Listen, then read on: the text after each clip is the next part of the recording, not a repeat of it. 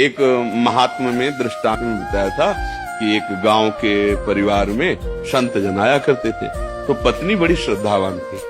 वो सत्संग सुना करती थी। पत्नी के ऐसे भाग्य थे कि पति बहुत ही बहिर्मुख, इधर उधर आचरण करने वाला। पत्नी ने तो गुरु बनाया, नाम जप करना ऐसा, और पति तो बार बार प्रार्थना करते कि देखो हमारे गुरुदेव भगवान आते रहते हैं, आप उनसे मंत्र ले लीजिए, बिना भजन का जीवन व्यर्थ का जीवन होता है ऐसा।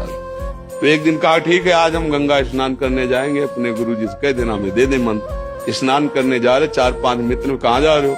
मैं बोलो रोज लगी रहती है गुरु मंत्र ले लो, तो आज ना। अरे कहा है, जहाँ वो ऐसे बहिर्मुख पुरुषों का संग, फिर उसकी श्रद्धा बदल गई।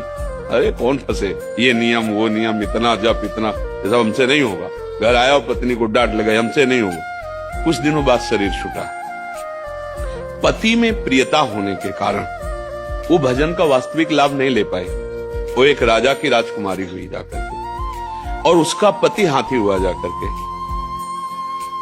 अब वो पशु देह में जब वो राजकुमारी को देखता तब उसको समझ, ये मेरी पत्नी। उसको पत्नी के भजन के प्रभाव से संबंध का बहुत बड़ा लाभ मिलता है।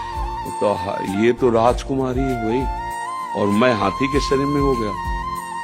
अब जैसे जैसे नौ किशोर अवस्था हुई, अब वो राजकुमारी का स्वयंवर, तो हाथी ने भोजन छोड़ दिया, खाना पीना छोड़, क्योंकि उसको पता यार इतना हमें प्रेम करने वाली पत्नी अब दूसरा कोई वरण करेगा। राजा के बहुत वैद्य जो पशु सेवा चिकित्सा वाले थे, उन्होंने बताया बचेगा नहीं, कुछ खा पी नहीं रहा, ऐसा है। राजकुमारी पवित्र दृष्टि के भगवत भजन करने वाली थी, बोले हमें कुछ मिनट के लिए इस एकांत, इस जो हाथी का किशोर है इससे बात करने दीजिए, ये ठीक हो जाएगा बात करने मात्र से। नजदीक गई और कहा भगवत कृपा से, गुरु कृपा से तुम्हारे लिए ही हमारा जन्म हुआ है, क्योंकि तुम भजन नहीं किए। देखो तुम हाथी बने ना, हम किसी और के गले में माला नहीं डालेंगे, आपके ही गले में डालेंगे। पर अब आप जो गुरु मंत्र हमें मिला था वो हम आपको दे रहे हैं। अब चुपचाप जो मंत्र आपको हम सुनाई दे रहे हैं उसका आप जैसे बने तैसे चिंतन करो और भोजन शुरू करो। हम इतना भजन करेंगे कि अब आपको भी ले जाएंगे भगवत धाम में। वो राजकुमारी बनी, वो हाथी बना। पर भजन का फल ये था कि दोनों का पुनः संयोग हुआ।